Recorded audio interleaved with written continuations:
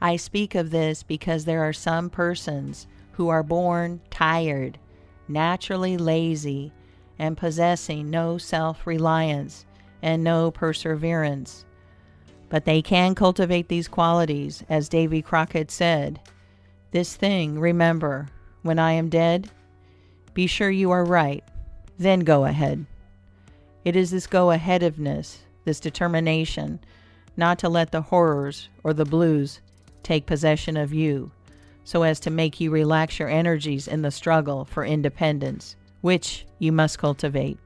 How many have almost reached the goal of their ambition, but, losing faith in themselves, have relaxed their energies, and the golden prize has been lost forever? It is, no doubt, often true, as Shakespeare says, there is a tide in the affairs of men, which, taking at the floods, leads on to fortune. If you hesitate, some bolder hand will stretch out before you and get the prize. Remember the proverb of Solomon, he becometh poor that dealeth with a slack hand, but the hand of the diligent maketh rich. Perseverance is sometimes but another word for self-reliance. Many persons naturally look on the dark side of life and borrow trouble. They are born so. Then they ask for advice, and they will be governed by one wind and blown by another, and cannot rely upon themselves. Until you can get so that you can rely upon yourself, you need not expect to succeed. I have known men, personally, who have met with pecuniary reverses and absolutely committed suicide because they thought they could never overcome their misfortune. But I have known others who have met more serious financial difficulties and have bridged them over by simple perseverance, aided by a firm belief that they were doing justly and that Providence would overcome evil with good. You will see this illustrated in any sphere of life. Take two generals, both understand military tactics, both educated at West Point, if you please, both equally gifted, yet one having this principle of perseverance and the other lacking it. The former will succeed in his profession, while the latter will fail. One may hear the cry, the enemy are coming, and they have got cannon. Got cannon, says the hesitating general. Yes. Then halt, every man. He wants time to reflect. His hesitation is his ruin. The enemy passes unmolested or overwhelms him, while on the other hand, the general of pluck, perseverance, and self-reliance goes into battle with a will, and, amid the clash of arms, the booming of cannon, the shrieks of the wounded, and the moans of the dying, you will see this man persevering, going on, cutting and slashing his way through with unwavering determination, inspiring his soldiers to deeds of fortitude, valor, and triumph. Whatever you do, do it with all your might. Work at it if necessary, early and late, in season and out of season, not leaving a stone unturned, and never deferring for a single hour that which can be done just as well now. The old proverb is full of truth and meaning. Whatever is worth doing at all is worth doing well. Many a man acquires a fortune by doing his business thoroughly, while his neighbor remains poor for life, because he only half does it. Ambition, energy, industry, perseverance are indispensable requisites for success in business. Fortune always favors the brave, and never helps a man who does not help himself. It won't do to spend your time like Mr. Micawber in waiting for something to turn up. To such men, one of two things usually turns up: the poorhouse or the jail. For idleness breeds bad habits, and clothes a man in rags. The poor spendthrift vagabond says to a rich man, "I have discovered there is enough money in the world for all of us. If it was equally divided, this must be done, and we shall all be happy together."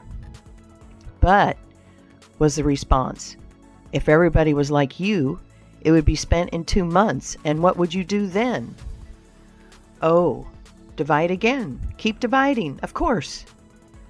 I was recently reading in a London paper an account of a philosophic pauper who was kicked out of a cheap boarding house because he could not pay his bill, but he had a roll of papers sticking out of his coat pocket, which upon examination proved to be his plan for paying off the national debt of England without the aid of a penny. People have got to do as Cromwell said. Not only trust in Providence, but keep the powder dry. Do your part of the work, or you cannot succeed. Mahomet, one night while encamping in the desert, overheard one of his fatigued followers remark, "I will lose my camel, and trust it to God." "No, no, not so," said the prophet. "Tie thy camel and trust it to God. Do all you can for yourselves, and then trust to Providence, or luck, or whatever you please to call it, for the rest." Depend upon your own personal exertions. The eye of the employer is often worth more than the hands of a dozen employees. In the nature of things, an agent cannot be so faithful to his employer as to himself. Many who are employers will call to mind instances where the best employee have overlooked important points, which could not have escaped their own observation as a proprietor. No man has a right to expect to succeed in life unless he understands his business, and nobody can understand his business thoroughly unless he learns it by personal application and experience. A man may be a manufacturer. He has got to learn the many details of his business personally. He will learn something every day, and he will find he will make mistakes nearly every day.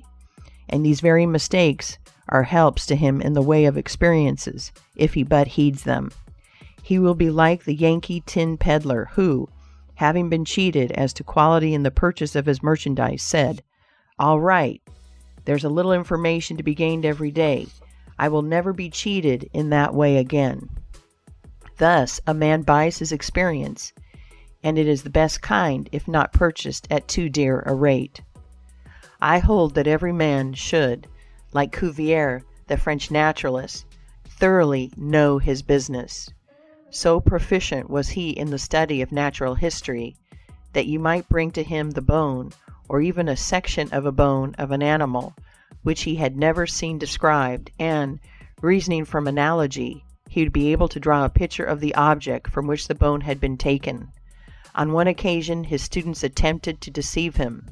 They rolled one of their number in a cowskin and put him under the professor's table as a new specimen. When the philosopher came into the room, some of the students asked him what animal it was. Suddenly the animal said, "I am the devil, and I am going to eat you." It was but natural that Cuvier should desire to classify this creature, and examining it intently, he said, "Divided hoof, graminivorous, it cannot be done." He knew that an animal with a split hoof must live upon grass and grain, or other kind of vegetation, and would not be inclined to eat flesh, dead or alive, so he considered himself perfectly safe. The possession of a perfect knowledge of your business is an absolute necessity in order to ensure success. Among the maxims of the elder, Rothschild was one, all apparent paradox: be cautious and bold. This seems to be a contradiction in terms, but it is not, and there is great wisdom in the maxim. It is, in fact, a condensed statement of what I have already said. It is to say, you must exercise your caution in laying your plans, but be bold in carrying them out. A man who is all caution will never dare to take hold and be successful, and a man who is all boldness is merely reckless and must eventually fail. A man may go on 'change and make $50,000 or $100,000 in speculating in stocks at a single operation, but if he has simple boldness without caution, it is mere chance, and what he gains today he will lose tomorrow. You must have both the caution and the boldness to ensure success. The Rothschilds have another maxim: never have anything to do with an unlucky man or place. That is to say, never have anything to do with a man or place which never succeeds, because although a man may appear to be honest and intelligent, Yet if he tries this or that thing and always fails, it is on account of some fault or infirmity that you may not be able to discover, but nevertheless which must exist. There is no such thing in the world as luck. There never was a man who could go out in the morning and find a purse full of gold in the street today, and another tomorrow, and so on, day after day. He may do so once in his life, but so far as mere luck is concerned, he is as liable to lose it as to find it. Like causes produce like effects. If a man adopts the proper methods to be successful, luck will not prevent him. If he does not succeed, there are reasons for it, although perhaps he may not be able to see them.